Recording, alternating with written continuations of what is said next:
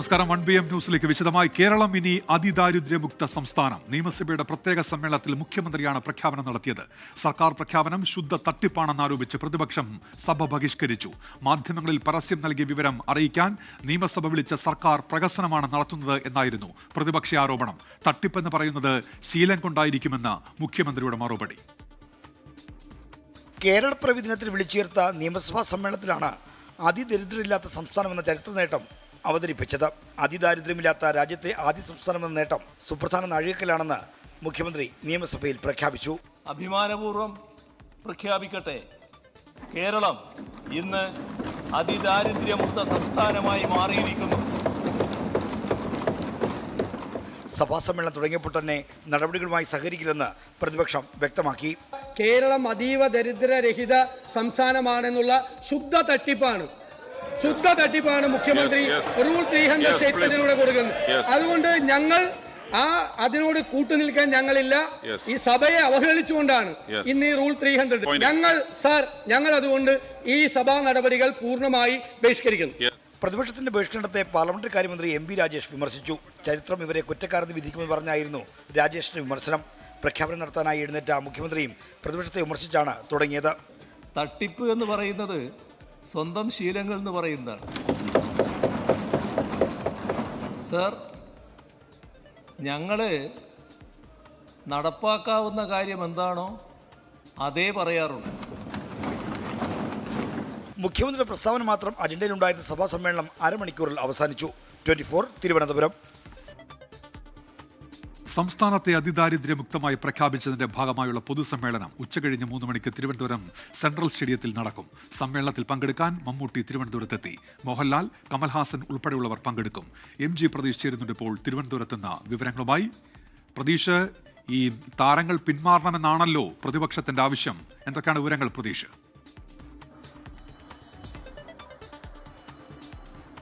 ഉന്മേഷ, കേരളം അതിദരിദ്രമുക്ത സംസ്ഥാനമായി മുഖ്യമന്ത്രി നിയമസഭയിൽ പ്രഖ്യാപിച്ചതിന് പിന്നാലെ പൊതുയോഗം ഇന്ന് വൈകുന്നേരം തിരുവനന്തപുരം സെൻട്രൽ സ്റ്റേഡിയത്തിലാണ് നടക്കുന്നത്. അതിനുള്ള എല്ലാ ഒരുക്കങ്ങളും ഇവിടെ തയ്യാറായി കഴിഞ്ഞു. 3 മണി മുതലാണ് ഈ പരിപാടികൾ ആരംഭിക്കുന്നത്. ആദ്യ മണിക്കൂറുകളിൽ കലാപരിപാടികളായിരിക്കും. അതിനുള്ള തയ്യാറെടുപ്പുകളും ഒരുക്കങ്ങളുമാണ് തിരുവനന്തപുരം സെൻട്രൽ സ്റ്റേഡിയത്തിൽ ഇപ്പോൾ നടക്കുന്നത്. ഈ കലാപരിപാടികൾക്കുള്ള റിഹേഴ്സലുകളാണ് ഇപ്പോൾ ഈ വേദിയിൽ പുരോഗമിക്കുന്നത്. വിശാലമായ വേദിയാണ് സെൻട്രൽ സ്റ്റേഡിയത്തിൽ ഒരുക്കിയിരിക്കുന്നത്. കാരണം എല്ലാവർക്കും സൗജന്യമായി തന്നെ ഇത് കാണാനുള്ള, ഈ പരിപാടികളെല്ലാം തന്നെ വീക്ഷിക്കാനുള്ള അവസരമാണ് സംസ്ഥാന സർക്കാർ ഒരുക്കിയിരിക്കുന്നത്. പ്രധാന വേദിയോട് ചേർന്ന് തന്നെ മറ്റൊരു വേദിയും ക്രമീകരിച്ചിട്ടുണ്ട്. കൂടുതൽ ആളുകൾ എത്തിയാൽ അവർക്കൊക്കെ തന്നെ ഇരുന്ന് ഈ പരിപാടി കാണാനുള്ള ക്രമീകരണമാണ് ഏർപ്പെടുത്തിയിരിക്കുന്നത്. നേരത്തെ ഉന്മേഷ സൂചിപ്പിച്ചതുപോലെ തന്നെ പ്രധാനപ്പെട്ട ഒരു ആകർഷണമായി പരിപാടിക്ക് പറഞ്ഞിരുന്നത് ഈ സിനിമാ താരങ്ങളാണ്. മോഹൻലാലും മമ്മൂട്ടിയും കമൽഹാസനും ഉൾപ്പെടെയുള്ള താരങ്ങൾ മുഖ്യ അതിഥിയാകും എന്നതായിരുന്നു സർക്കാരിന്റെ പ്രധാനപ്പെട്ട ഒരു പ്രഖ്യാപനം.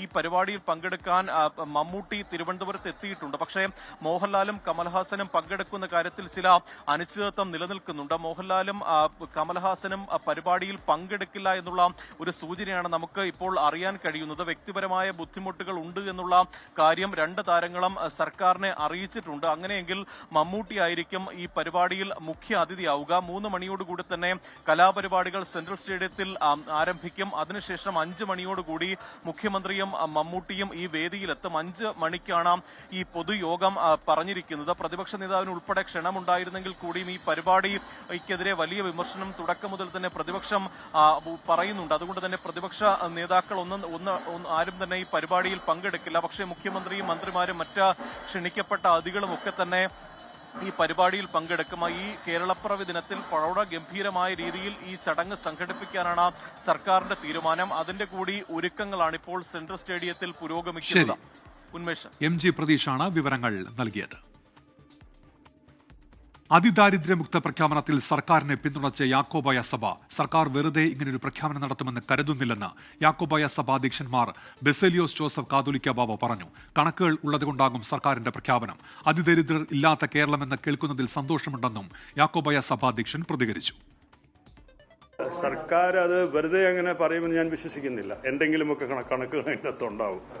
അങ്ങനെ ഉണ്ടെന്നുണ്ടെങ്കിൽ അതൊരു ഇന്ത്യയെ സംബന്ധിച്ച് അങ്ങനെ ഒരു സംസ്ഥാനം ആദ്യമായിട്ടായിരിക്കുമല്ലോ അല്ലേ, അതിദരിദ്രന്മാരില്ലാത്ത ഒരു സംസ്ഥാനം അങ്ങനെയാണ് അവകാശപ്പെടുന്നത്. അതെ, ഞാൻ കൂടുതൽ പഠിച്ചിട്ടില്ല, പക്ഷേ ഞാൻ കേട്ടതനുസരിച്ച് അതൊരു നല്ല ഒരു മാതൃകയായിട്ട് തോന്നുന്നു. പക്ഷേ അതിൽ സത്യമുണ്ടായിരിക്കണം. അത് ഒരു ഇൻഫ്ലേറ്റ് ചെയ്ത് പറഞ്ഞിട്ട് കാര്യമില്ല. ഇറ്റ് ഷുഡ് ബി ഒത്തൻറ്റിക് ആയിരിക്കണം. ഒത്തൻറ്റിക് അല്ലാതെ എങ്ങനെ ഒത്തൻറ്റിസിറ്റിയുള്ള ആളുകൾ മറിച്ച് സംസാരിക്കുമെന്ന് ഞാൻ വിശ്വസിക്കുന്നില്ല. അപ്പോൾ അവരൊക്കെ പറയണത് നമ്മൾ വിശ്വസിക്കാമെന്ന് മാത്രമേ ഉള്ളൂ. പക്ഷേ അതിൻ്റെ അകത്ത് മറിച്ചുള്ള ആരോപണങ്ങളുണ്ടെന്ന് ഞാൻ കേൾക്കുന്നുണ്ട്. ശബരിമല സ്വർണ്ണക്കൊള്ളയിൽ തിരുവിതാംകൂർ ദേവസ്വം ബോർഡ് മുൻ എക്സിക്യൂട്ടീവ് ഓഫീസർ സുധീഷ് കുമാർ അറസ്റ്റിൽ. ദ്വാരപാലക ശില്പങ്ങളിലെ പാളികൾ സ്വർണം പൊതിഞ്ഞതാണെന്ന് അറിഞ്ഞിട്ടും രേഖകളിൽ അത് ചെമ്പുപാളികൾ എന്ന് രേഖപ്പെടുത്തിയത് സുധീഷാണെന്ന് പ്രത്യേക അന്വേഷണ സംഘം കണ്ടെത്തി. 2019 ഉണ്ണികൃഷ്ണൻ പൊറ്റിക്ക് ദ്വാരപാലക ശില്പങ്ങൾ കൈമാറുന്ന സമയത്ത് സുധീഷ് കുമാർ ആയിരുന്നു ശബരിമല എക്സിക്യൂട്ടീവ് ഓഫീസർ. മകസറിൽ കൃത്രിമം കാട്ടി പ്രധാന പ്രതിയായ ഉണ്ണികൃഷ്ണൻ പൊറ്റിക്ക് സ്വർണം തട്ടിയെടുക്കാൻ സുധീഷ് കുമാർ അവസരം നൽകിയെന്ന കണ്ടെത്തലിന്റെ അടിസ്ഥാനത്തിലാണ് പ്രത്യേക അന്വേഷണ സംഘത്തിന്റെ അറസ്റ്റ്. സ്വർണം പൊതിഞ്ഞവയാണ് പാളികളെന്ന് വ്യക്തമായി അറിയാമായിരുന്നിട്ടും അത് ഇളക്കി മാറ്റിയ സമയത്തും രേഖകളിൽ സുധീഷ് ചെമ്പെന്ന് തന്നെയാണ് രേഖപ്പെടുത്തിയത്. ഉണ്ണികൃഷ്ണൻ പൊറ്റിയെ സ്പോൺസറായി അംഗീകരിക്കുന്നതിനുള്ള ശുപാർശ സുധീഷ് ദേവസ്വം ബോർഡിന് സമർപ്പിച്ചതിലും ഗൂഢാലോചനയുണ്ടെന്നാണ് SITയുടെ നിഗമനം. പാളികൾ ഏറ്റുവാങ്ങിയത് ഉണ്ണികൃഷ്ണൻ പൊറ്റി അല്ലായിരുന്നിട്ടും മഹസറിൽ അദ്ദേഹത്തിന്റെ പേരെഴുതി ചേർത്തത് സുധീഷ് കുമാർ ആണെന്നതിനും തെളിവ് ലഭിച്ചു. സ്വർണം മോഷ്ടിക്കാൻ മുരാരി ബാബുവിനൊപ്പം ചേർന്ന് ഇദ്ദേഹം സഹായം ചെയ്തതെന്നാണ് അന്വേഷണ സംഘത്തിന്റെ മറ്റൊരു കണ്ടെത്തൽ. ശബരിമല മുൻ എക്സിക്യൂട്ടീവ് ഓഫീസർ സുധീഷ് കുമാറിനെ മണിക്കൂറുകൾ ചോദ്യം ചെയ്ത ശേഷമാണ് അറസ്റ്റ് രേഖപ്പെടുത്തുന്നത്. ഇതോടെ കേസിൽ അറസ്റ്റിലാവുന്നവരുടെ എണ്ണം 3 ആയി. 24 കൊല്ലം. 2025 എഴുത്തച്ഛൻ പുരസ്കാരം കവി KG ശങ്കരപ്പിള്ളയ്ക്ക്. മലയാള ഭാഷയ്ക്കും സാഹിത്യത്തിനും നൽകിയ സമഗ്ര സംഭാവന പരിഗണിച്ചാണ് പുരസ്കാരം. 5 ലക്ഷം രൂപയും പ്രശസ്തി പത്രവും ഫലകവും അടങ്ങുന്നതാണ് പുരസ്കാരം. എഴുത്തച്ഛന്റെ പേരിലുള്ള പുരസ്കാരം ഏതൊരു സാഹിത്യകാരന്റെയും സ്വപ്നമെന്ന് KG ശങ്കരപ്പിള്ള 24നോട് പറഞ്ഞു. എഴുത്തച്ഛനപ്പുറം ഒരു കവിയില്ല മലയാളത്തിൽ. എഴുത്തച്ഛൻ പുരസ്കാരത്തിനപ്പുറം ഒരു പുരസ്കാരവും ഇല്ല. മലയാളത്തിൽ ജീവിക്കുന്ന ഓരോ കവിയും ആഗ്രഹിക്കുന്നത് അല്ലെങ്കിൽ സഞ്ചരിക്കുന്നത് എഴുത്തച്ഛൻ എന്ന് പറയുന്ന കൊടുമുടിയിലേക്ക് യാത്ര ചെയ്യാനാണ്. അത് ഓരോ ഉയരം വരെ എത്തുന്നുള്ള ഓരോരുത്തരും. ഞാനും എന്റേതായ രീതിയിൽ ആ വഴിക്ക് തന്നെ പോകുന്നുണ്ട്. നീതി കേന്ദ്ര സത്യമായ കവിതയാണ് എന്റെ സ്വപ്നത്തിലുള്ളത്.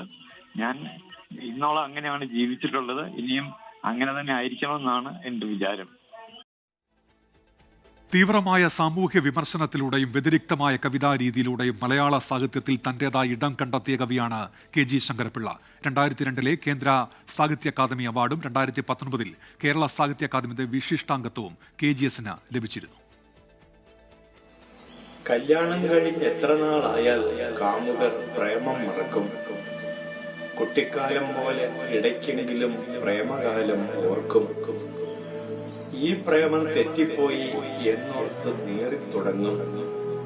തെറ്റ് തിരുത്താൻ ചിലരെങ്കിലും പുതിയ പ്രേമം നാടും. ഒഴികഴിവുകളുടെ പച്ചവിറകിന്മേൽ നമ്മുടെ ജന്മദീർഘമായ ശവദാഹം. കണ്ണിൽ, മൂക്കിൽ, നാക്കിൽ, നാം പിടിച്ച മുയൽക്കൊമ്പിൽ, വാച്ചിൽ, ബാഗിൽ, ഭാവിക്കിനാവിൽ, ചെരുപ്പുകൾക്കൊക്കെയും മുമ്പത്തെ കുഞ്ഞിക്കാലടികളിൽ സാവധാനം പുകയുടെ തുമ്പിക്കൈ ചുറ്റിപ്പടരുന്നു. ആധുനികാനന്തര മലയാള കവിതയുടെ നിർണായക വഴിത്തിരിവായിരുന്നു KGSന്റെ കവിതകൾ. സാമൂഹ്യ വിമർശനവും ചരിത്രബോധവും വ്യവസ്ഥിതികളോടുള്ള പ്രതിരോധവും ആ കവിതയുടെ മുഖമുദ്രയാണ്. സംസാരഭാഷയുടെ സ്വാഭാവികമായ താളവും നാടകീയമായ അവതരണ ശൈലിയും KGSന്റെ കവിതയിൽ കാണാം. വ്യക്തിഗതമായ ഞാൻ എന്ന ചിന്തയിൽ നിന്ന് തുടങ്ങി സാമൂഹികവും രാഷ്ട്രീയവുമായ വലിയ ചർച്ചകളിലേക്ക് അത് വളരുന്നു. 70കളിൽ എഴുതിയ ബംഗാൾ എന്ന കവിതയിലൂടെയാണ് KGS ശ്രദ്ധേയനാകുന്നത്.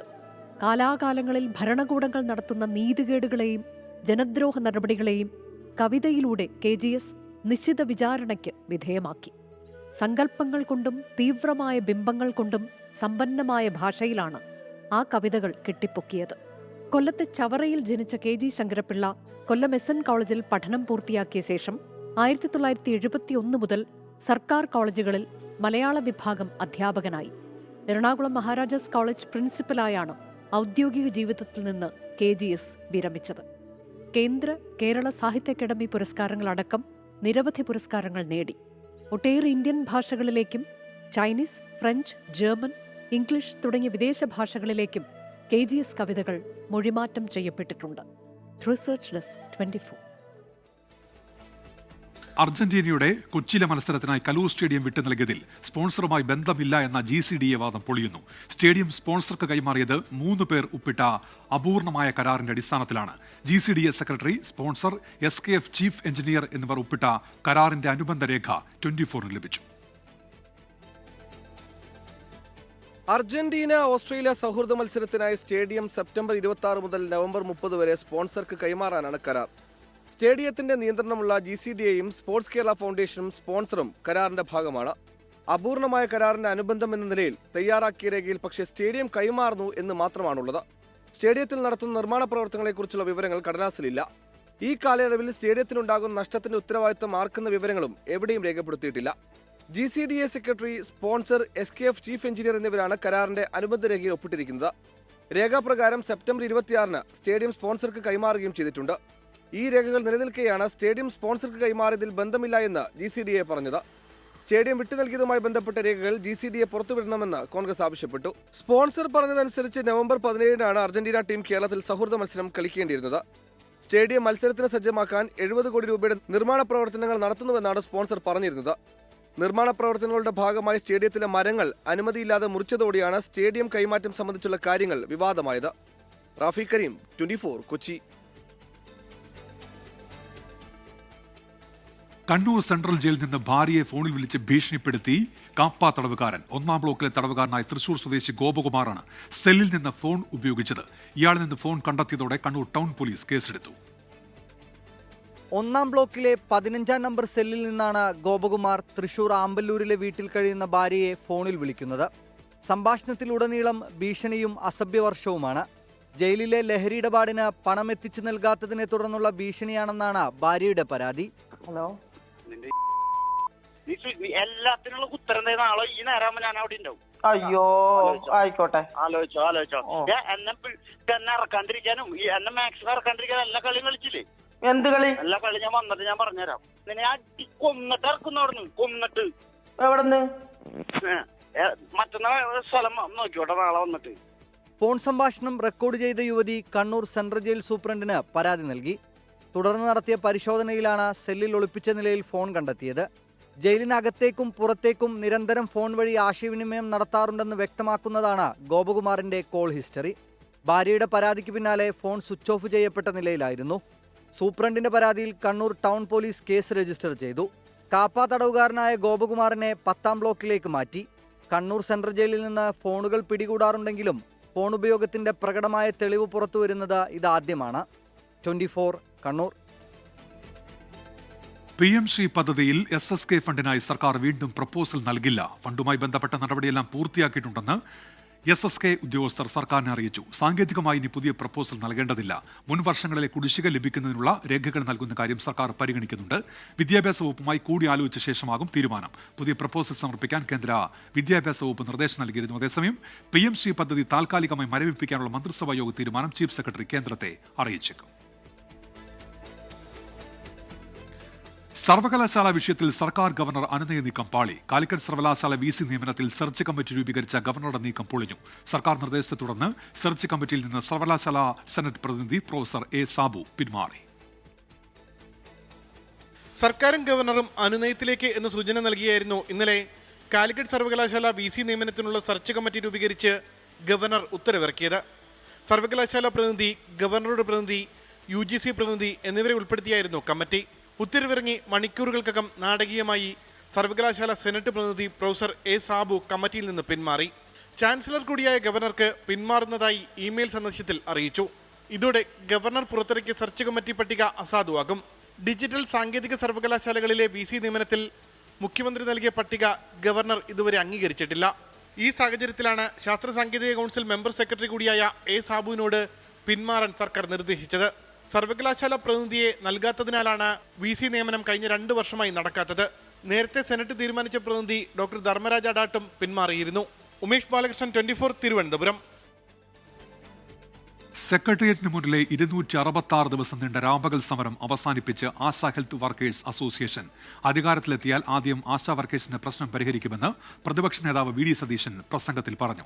Ramesh Chennithala, Rahul Mankoottathil, K Rema, CP John തുടങ്ങിയവരും പ്രതിജ്ഞാ റാലിയിൽ പങ്കെടുത്തു. വി ഡി സതീശൻ മടങ്ങിയതിനു ശേഷമാണ് രാഹുൽ മാങ്കൂട്ടത്തിൽ വേദിയിലെത്തിയത്. ഓണറേറിയം 1000 രൂപ വർദ്ധിപ്പിച്ചത് സമരവിജയമായി പ്രഖ്യാപിച്ചാണ് രാപകൽ സമരം അവസാനിപ്പിച്ചത്. കേരള ചലച്ചിത്ര അക്കാദമിയുടെ പുതിയ ചെയർമാനായ റസൂൽ പൂക്കുട്ടി ചുമതലയേറ്റു. 11 മണിയോടെ കഴക്കൂട്ടത്തെ ചലച്ചിത്ര അക്കാദമി ഓഫീസിലെത്തിയാണ് ചുമതലയേറ്റത്. തനിക്ക് പ്രത്യേക അജണ്ടകളൊന്നുമില്ലെന്നും അക്കാദമിയുടെ പ്രവർത്തനങ്ങളുമായി മുന്നോട്ട് പോകുമെന്നും റസൂൽ പൂക്കുട്ടി പറഞ്ഞു. വിവാദങ്ങളെക്കുറിച്ച് അറിയില്ല, പ്രേംകുമാറിനെ വിളിക്കാൻ കഴിഞ്ഞില്ലെന്നും റസൂൽ പൂക്കുട്ടി 24നോട് പറഞ്ഞു. ഇനി നോക്കാം ചില വാർത്തകൾ ചുരുക്കത്തിൽ. കേരള സർവകലാശാലയിലെ PhD വിവാദത്തിൽ അന്വേഷണത്തിന് ഉത്തരവിട്ട vice chancellor doctor Mohanan Kunnummal. രജിസ്ട്രാർക്കും റിസർച്ച് ഡയറക്ടർക്കുമാണ് അന്വേഷണ ചുമതല. NSSനെതിരെ എത്ര വലിയവർ തിരിഞ്ഞാലും അവരാരും വിജയിച്ചിട്ടില്ലെന്ന് general secretary G. Sukumaran Nair. NSS നേരിടുന്നത് സമുദായത്തിനുള്ളിൽ ചില ക്ഷുദ്രജീവികളുടെ എതിർപ്പെന്നും G. സുകുമാരൻ നായർ. നിയമം കേന്ദ്രീകരിച്ച് BJP സംസ്ഥാന അധ്യക്ഷൻ രാജീവ് ചന്ദ്രശേഖരന്റെ പദയാത്ര. വികസിത അനന്തപുരി സന്ദേശ പദയാത്ര എന്ന പേരിലുള്ള യാത്ര ഈ മാസം 5-ന്. മലപ്പുറം വള്ളുംപുറത്ത് ഓയിൽ മില്ലിൽ തീപിടുത്തം. 5 അഗ്നിരക്ഷാ യൂണിറ്റുകളെത്തി തീയണച്ചു. സംഭവം ഇന്ന് രാവിലെ 5 മണിയോടെ. കോഴിക്കോട് പേരാമ്പ്ര പോലീസ് സ്റ്റേഷനിൽ UDF പ്രവർത്തകരും പോലീസും തമ്മിൽ വാക്കേറ്റവും കയ്യാങ്കളിയും. 2 പോലീസുകാർക്ക് പരിക്ക്. CDRും ലൊക്കേഷൻ വിവരങ്ങളും ചോർത്തുന്ന ഹാക്കർ പത്തനംതിട്ടയിൽ പിടിയിൽ. അടൂർ കോട്ടമുകൾ സ്വദേശി ജോയൽ വി ജോസാണ് പിടിയിലായത്. സൈബർ തട്ടിപ്പിലൂടെ ലക്ഷങ്ങൾ തട്ടിയ യുവാക്കൾ തിരുവനന്തപുരത്ത് പിടിയിൽ. ചെങ്കവിള സ്വദേശി അബിൻ, പ്ലാമൂട് സ്വദേശി ഷഫീഖ് എന്നിവർ പിടിയിലായി. ബീഹാറിൽ സംഘർഷമൊഴിയാതെ പട്നയിലെ മക്കാമ മണ്ഡലം. തെരഞ്ഞെടുപ്പ് പ്രചാരണത്തിനിടെ കൊല്ലപ്പെട്ട ജൻസുരാജ് പാർട്ടി നേതാവിന്റെ മൃതദേഹം സംസ്കരിക്കുന്നതിനായി കൊണ്ടുപോകുമ്പോഴും വെടിവെപ്പുണ്ടായി. ജൻസുരാജ് പാർട്ടി നേതാവ് പ്രചാരണത്തിനിടെ കൊല്ലപ്പെട്ടതിന് പിന്നാലെ കനത്ത സുരക്ഷയിലായിരുന്നു മൊക്കാമ മണ്ഡലം. എന്നിട്ടും മൃതദേഹം സംസ്കാരത്തിനായി കൊണ്ടുപോകുമ്പോൾ വീണ്ടും വെടിവെപ്പുണ്ടായി. അന്തിമോപചാരം അർപ്പിക്കാനെത്തിയ RJD സ്ഥാനാർത്ഥി വീണാദേവിയുടെ വാഹനത്തിന് നേരെയും ആക്രമണമുണ്ടായി. മൊക്കാമയിലെ തർത്താർഗാവിൽ വെച്ചാണ് ദുലാർ ചന്ദ് യാദവ് പ്രചാരണത്തിനിടെ കൊല്ലപ്പെടുന്നത്. ഇതിന് തൊട്ടടുത്ത് തന്നെയാണ് അദ്ദേഹത്തിന്റെ കുടുംബ വീടും. വീട്ടിൽ ഇപ്പോഴുള്ളത് സഹോദരനും മക്കളുമാണ്. പാവപ്പെട്ട കർഷക കുടുംബം.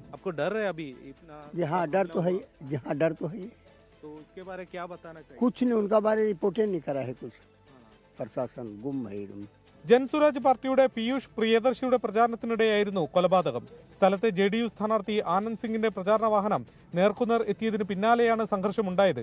കൊലപാതകത്തിന് പിന്നിൽ ആനന്ദ് സിംഗ് ആണെന്ന് കുടുംബം പരാതി നൽകി. 7 കൊലപാതക കേസുകൾ, 13 കൊലപാതക ശ്രമക്കേസുകൾ അടക്കം അനവധി ക്രിമിനൽ കേസുകളിൽ പ്രതിയാണ് ആനന്ദ് സിംഗ്. കൊല്ലപ്പെട്ട ദുലാർ ചന്ദിനും ക്രിമിനൽ പശ്ചാത്തലമുണ്ട്. സ്ഥലത്തെ RJD സ്ഥാനാർത്ഥി വീണാദേവിയുടെ ഭർത്താവും ഗുരുതര കേസുകളിൽ പ്രതിയാണ്. ഒരു പ്രമുഖനായ നേതാവ് വെടിയേറ്റ് കൊല്ലപ്പെട്ടതിന് ശേഷവും തുടർ ആക്രമണങ്ങൾ തടയുന്നതിൽ സർക്കാർ സംവിധാനങ്ങൾ പരാജയപ്പെടുന്നതിൽ വോട്ടർമാർക്ക് വലിയ ആശങ്കയുണ്ട്.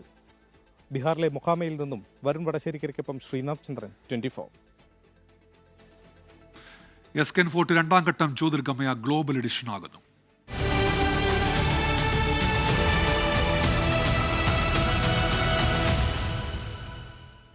SKN ഫോർട്ട് ജ്യോതിർഗമയ ലഹരിവിരുദ്ധ ബോധവൽക്കരണ പരിപാടിയുടെ 2ാം ഘട്ടത്തിന് തിരുവനന്തപുരം ജില്ലയിൽ തുടക്കം. ജില്ലയിലെ വിവിധ താലൂക്കുകളിലെ സ്കൂളുകൾ കേന്ദ്രീകരിച്ചായിരുന്നു പരിപാടികൾ. സംസ്ഥാനത്തുടനീളം നടന്ന SKN ഫോർട്ട് ലഹരിവിരുദ്ധ യാത്രയുടെ 2ാം ഘട്ടമായാണ് സ്കൂളുകൾ കേന്ദ്രീകരിച്ച് നടത്തുന്ന ജ്യോതിർഗമയ ബോധവൽക്കരണ പരിപാടി. Thiruvallam Christ Nagar higher secondary സ്കൂളിൽ പ്രശസ്ത മനഃശാസ്ത്ര വിദഗ്ധൻ ഡോക്ടർ മോഹൻ റോയുടെ നേതൃത്വത്തിൽ ക്ലാസുകൾ നടന്നു. സ്കൂൾ പ്രിൻസിപ്പൽ, PTA ഭാരവാഹികൾ, മറ്റ് അധികൃതർ എന്നിവരും പരിപാടിയിൽ പങ്കെടുത്തു. Kilimanoor Raja Ravivarma girls higher secondary സ്കൂളിൽ നടന്ന പരിപാടിയിൽ excise Attingal circle inspector Ratheesh class എടുത്തു. Vice principal Mini S, NSS coordinator Sreeja P തുടങ്ങിയവർ പങ്കെടുത്തു. അതായത് നമ്മൾ ഇപ്പോൾ വന്നത് 24 ചാനലിന്റെ ശ്രീകണ്ഠൻ നായർ 14 ജ്യോതിർഗമയ എന്ന ഒരു പരിപാടിയുടെ ഭാഗമായിട്ട് ഒരു ലഹരിക്കെതിരെയുള്ള ഒരു ബോധവൽക്കരണ ക്ലാസ് എടുക്കണം എന്ന് പറഞ്ഞു. അതിന്റെ ഭാഗമായിട്ടാണ് വന്നത്. നമുക്കറിയാം, ഈ ലഹരി എന്ന് പറഞ്ഞൊരു വാക്ക് നമ്മുടെ ഡിക്ഷണറിയിലുള്ള ഒരു വാക്ക്, അത് മോശം വാക്കൊന്നുമല്ല. പക്ഷേ നമ്മൾ എന്തിനോടാണ് ലഹരി, നമുക്ക് എന്തിനോടാണ് ലഹരി എന്നതിനെ ആശ്രയിച്ചിരിക്കും. നെടുമങ്ങാട് താലൂക്ക് തല പരിപാടി പാലോട് ജവഹർ കോളനി ഹൈസ്കൂളിലാണ് സംഘടിപ്പിച്ചത്. എക്സൈസ് അസിസ്റ്റന്റ് ഇൻസ്പെക്ടർ അനിൽകുമാർ ക്ലാസുകൾ കൈകാര്യം ചെയ്തു. കാട്ടാക്കട PR വില്യം സ്കൂളിലും ലഹരിവിരുദ്ധ ബോധവൽക്കരണ പരിപാടി നടന്നു. സ്കൂൾ ഹെഡ് മിസ്ട്രസ് ശ്രീകല ഉദ്ഘാടനം നിർവഹിച്ച പരിപാടിയിൽ Pankaja Kasturi Ayurveda medical college associate professor doctor Arjun Chand വിദ്യാർത്ഥികളുമായി സംവദിച്ചു. 24 connect regional coordinator Santhosh Sivadas, taluk coordinator Sandhya Rani, senior assistant Asha Sindhu, staff secretary Binusree എന്നിവരും പങ്കെടുത്തു. വർക്കല താലൂക്കിലെ പാളയംകുന്ന് ഹയർ സെക്കൻഡറി സ്കൂളിലെ ക്ലാസുകൾക്ക് വർക്കല പോലീസ് DYSP ഗോപകുമാർ നേതൃത്വം നൽകി. സ്കൂളിലെ NSS കോർഡിനേറ്റർമാരും പരിപാടിയിൽ പങ്കെടുത്തു. പാറശാല വൊക്കേഷണൽ ഹയർ സെക്കൻഡറി സ്കൂളിലെ പരിപാടിക്ക് എക്സൈസ് പ്രിവന്റീവ് ഓഫീസർ അജിത് നേതൃത്വം നൽകി. എക്സൈസ് ഉദ്യോഗസ്ഥരും പരിപാടിയിൽ പങ്കെടുത്തു. ലഹരിവിരുദ്ധ പ്രചാരണത്തിന്റെ ഭാഗമായുള്ള പത്തനംതിട്ടയിലെ പരിപാടി കോന്നി ഗവൺമെന്റ് ഹയർ സെക്കൻഡറി സ്കൂളിൽ സംഘടിപ്പിച്ചു. School head mistress H Febin, principal G Santhosh, community police ഓഫീസർമാരായ S സുഭാഷ്, KS സൗമ്യ, ശരത് എന്നിവർ സന്ദേശം നൽകി. കൊല്ലം ജില്ലയിലെ ഭരണിക്കാവ് JMHSലും ഇരവിപുരം സെന്റ് ജോൺസ് ഹൈസ്കൂളിലും ക്ലാപ്പന SPHSലും ജ്യോതിർഗമയുടെ ഭാഗമായി വിവിധ പരിപാടികൾ നടന്നു. ലഹരിവിരുദ്ധ സദസ്സും വിദ്യാർത്ഥികളുടെ റാലിയും സംഘടിപ്പിച്ചു. 24 തിരുവനന്തപുരം.